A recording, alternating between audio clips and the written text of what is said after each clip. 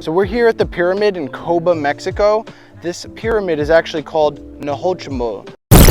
He wants me to keep telling you guys that these are temples, not pyramids. It's not me. I didn't call them temples. The Mayans called them temples. All right, well, he corrected me and he's accurate. And it means big mountain. What they used to do is have honeybee ceremonies here for the honey gods, and that's what this was primarily for. This is actually over 637 feet tall.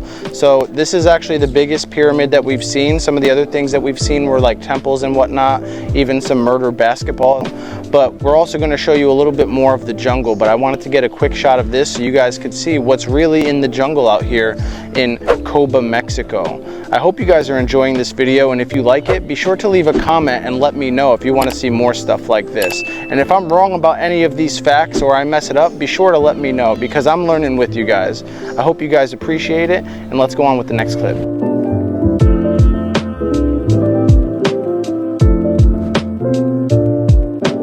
My friend Jason Flores right behind me told me that they use this to help measure time because the sun goes through it at a certain time. How interesting is that? Then you have this cave thing over here that I have no idea what it is, but we're gonna end up going in and seeing what it's like. Come on. How cool is that? Let's hold the time with the sun.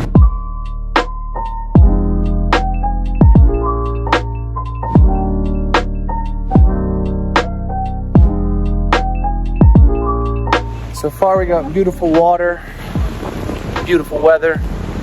These pyramids are beautiful. I'm beautiful. Look at that.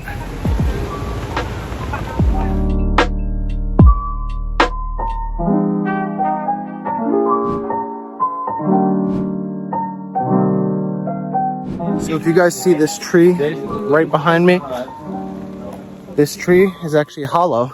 And they used to cut it open because it holds 100 or 300 liters of water.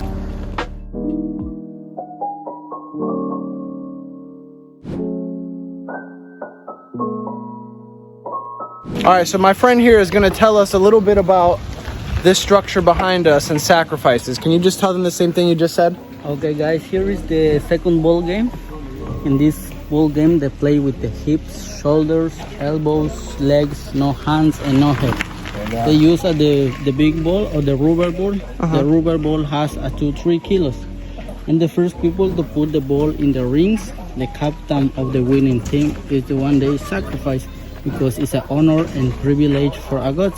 And in the middle of the ball game, you wanna see the little head is the representation of the sacrifice. And in the little houses, you wanna see another big tablet stone. That is the Mayan calendar of the game. Okay. That's the original tablet stone.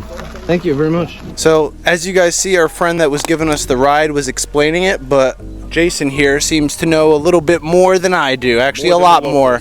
Yeah, so let him explain what's going on here as well, now that we got a better close-up view, because this is like murder basketball, sacrifice basketball, basically. Go ahead, tell them. It's a very early version of basketball. We have the nets, the hoops up there, if you would call them that. And basically the glory of this game is that you were playing to impress the gods. And it was actually the winning team would become the human sacrifice. So just imagine you're playing this game. It must have been the longest game everyone's trying not to score, you know what I mean? But nah, that would have been Americans.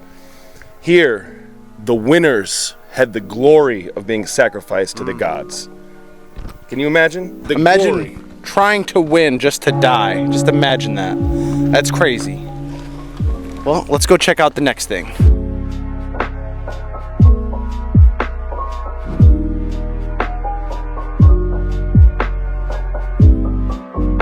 So our friend here said this structure behind us is a watchtower, and basically what they do is go to the top and watch for enemies or people passing through, because they use these roads for, let's say, commerce, and sometimes when the enemies would come through they would use them. They said there was 70 kilometers, which is over 150, 160 miles, and what they would do is they would end up having over 42 different roads that people ended up taking for all of these different things, which is why they had these towers to keep their civilizations safe.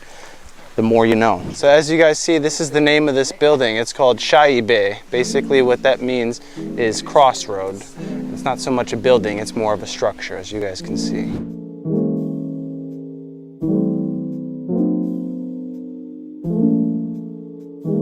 Our nice guide over here had mentioned that these bees right here actually are Mayan bees, and I'm gonna zoom in so I don't get too close. He said they don't bite and they don't sting, and they create honey that has medicinal purposes.